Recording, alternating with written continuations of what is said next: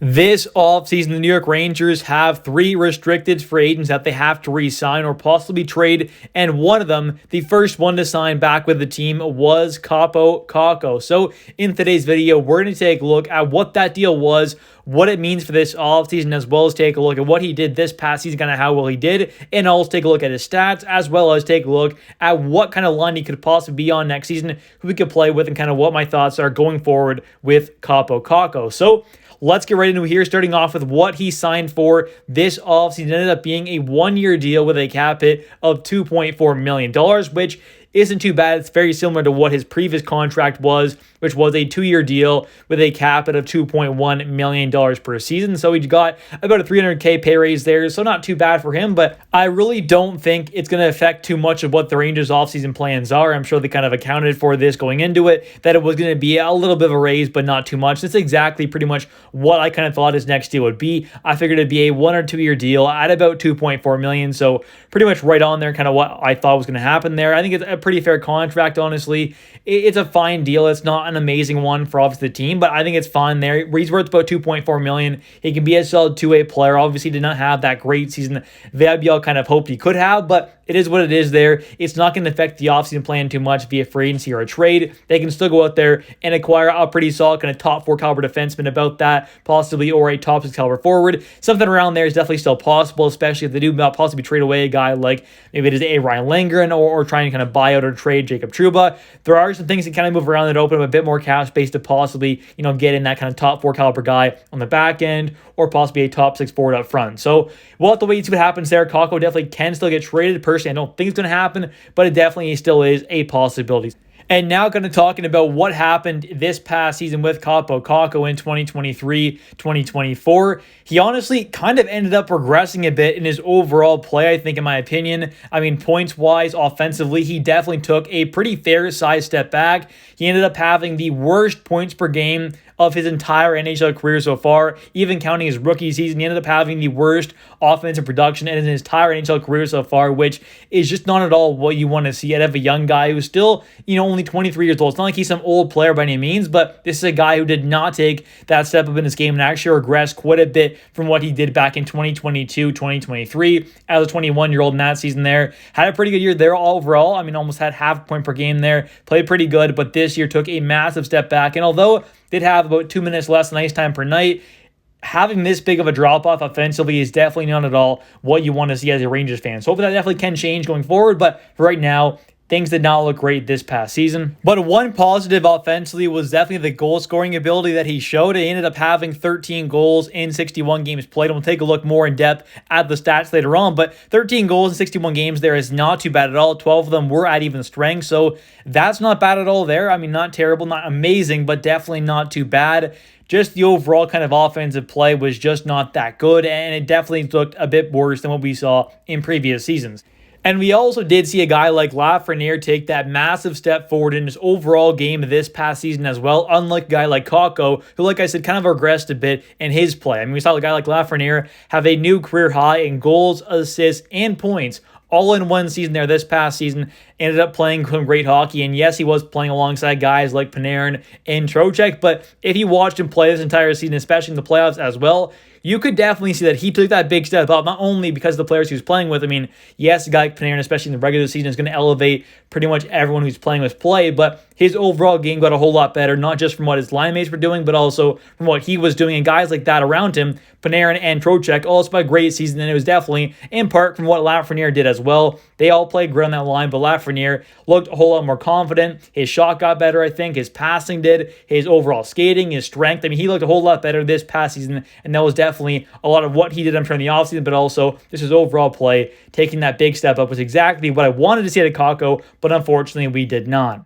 And one of, if not the biggest strength for Kakko is his overall kind of 2A game, being that good defensive forward. And unfortunately, we did not see a big step up in that sense either, defensively at Kakko's game. I think he played good defensively, not amazing, not bad though, being pretty solid there, but we didn't see anything, much better than what we've seen in past years defensively at Kakko, which is really just not what you want to see, because if he's at least not going to take that big step up in his offensive game, I would have liked to see him kind of play a bit better defensively. I think he played fine defensively. He definitely played pretty good for the most part, but definitely did not take a massive step up in that category, which is kind of his main strength at this point, is his defensive game, which we really did not see him take that big step up. And we did see Kappo Kakko get a chance on one of the top 6 lines there alongside guys like Kreider and Zibanejad. For quite a while there, they ended up having 222 minutes together, which was the 4th highest combined line there out of all of the New York Rangers kind of lines throughout this entire season. And Kakko ended up playing all right on that line. They definitely didn't play too bad offensively.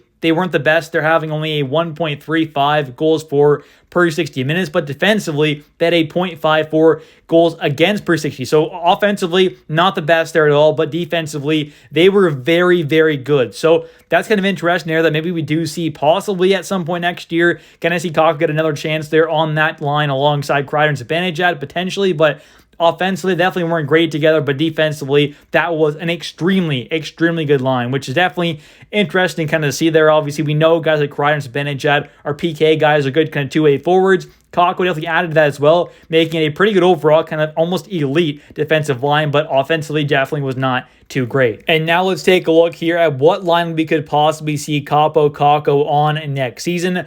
My guess is either one of the top 6 lines there alongside Kreider and Zibanejad possibly, but I kind of think it's going to be more likely for him to be on that 3rd line there alongside possibly Filip. Maybe they want to see Filip alongside Kreider and Zibanejad long-term on that right wing spot next season, which could possibly happen. If that does happen there, then we'd probably have to see a free agent signing for that 3rd line center spot, assuming obviously they don't want to like Barclay Gaudreau being that, because I'd rather see him on the 4th line. So possibly a free agent signing there to center that line, or Filip will be one of the two, in my opinion. And we could also see on that left wing spot there, either Will Cooley, which definitely could happen there. He's going to be on that 3rd line or 4th line more than likely. A free agent signing, which could possibly happen. Or maybe it is a prospect, which I'm kind of in favor for, being Brennan Othmann, Brett Berard, or possibly Adam Edstrom. Now, I do think that it's more than likely going to be Othmann or Berard, potentially over a guy like Edstrom would probably be more of a 4th liner on this team next season, like a 4th liner, an extra forward kind of thing. But I would not at all be against seeing one of those 3 forwards